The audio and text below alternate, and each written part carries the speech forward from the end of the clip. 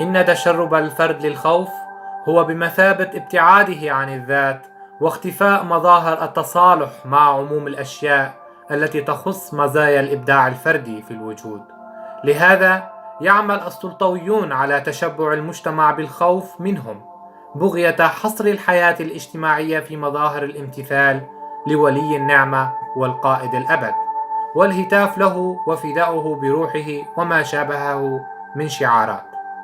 إذ أن الطفل يتعرض لهذا النوع من الإخصاء الفكري والمعرفي منذ بداية دخوله للمدرسة وحمله لصور رئيسه المفدى.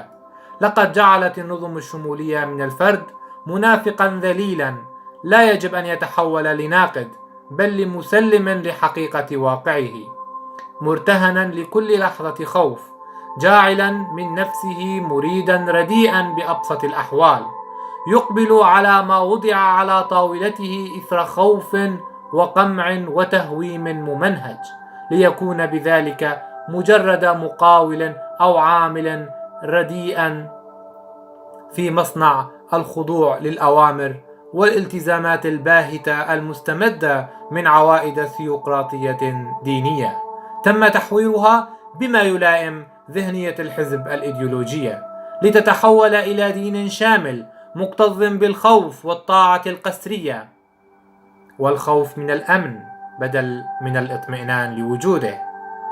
إذ أن جهاز الأمن هو سلاح مسلط على الجماهير بغية إرهابها والحد من تطلعاتها لعالم أفضل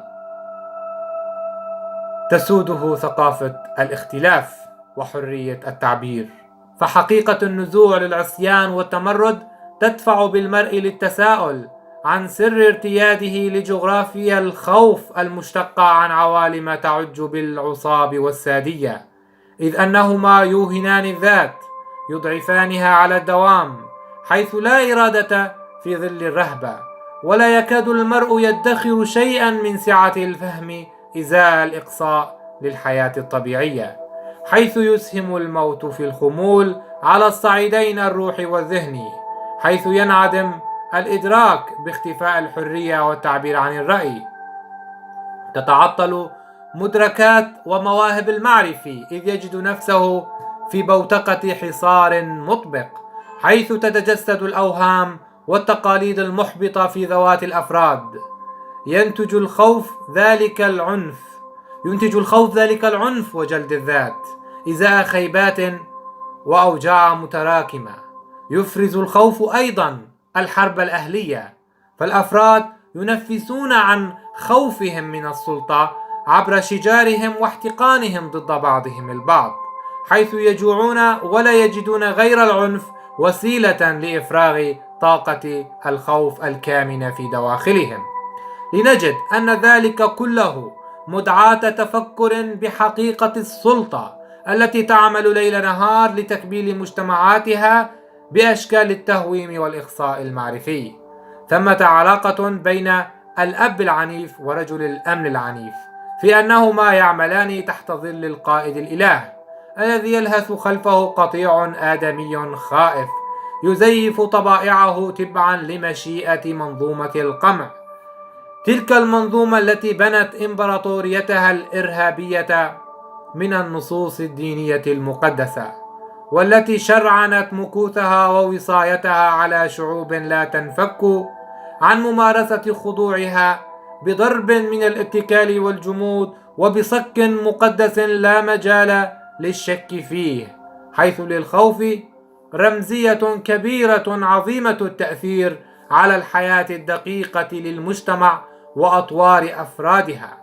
إنها أساس كل انحلال روحي أو فكري، ولعله أيضا نافذة مفتوحة لاستكشاف كل من هب ودب من مآسي ونكبات، حيث يولد من بطن الخوف ذلك التملق الذي بات من شعائر القضاء والقدر. إنها مجتمعات استساغت الخضوع وثقافة القطيع، ولعل ذلك جعل من المجتمع عبارة عن قطيع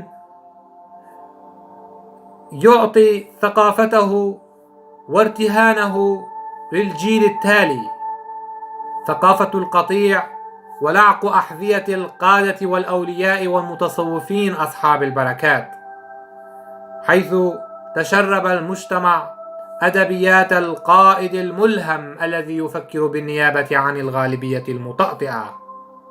لهذا بات من الشائك استئصال هذا الورم النفسي الذي تأصل، وساعدت النصوص المقدسة على رسوخه وتوطيده عميقا، إذ للمقدس دورا نفسيا بالغ الأثر في ذائقة الفرد، والتي عليها ينبني الأساس الحقيقي لقيام السلطة القمعية الفاسدة.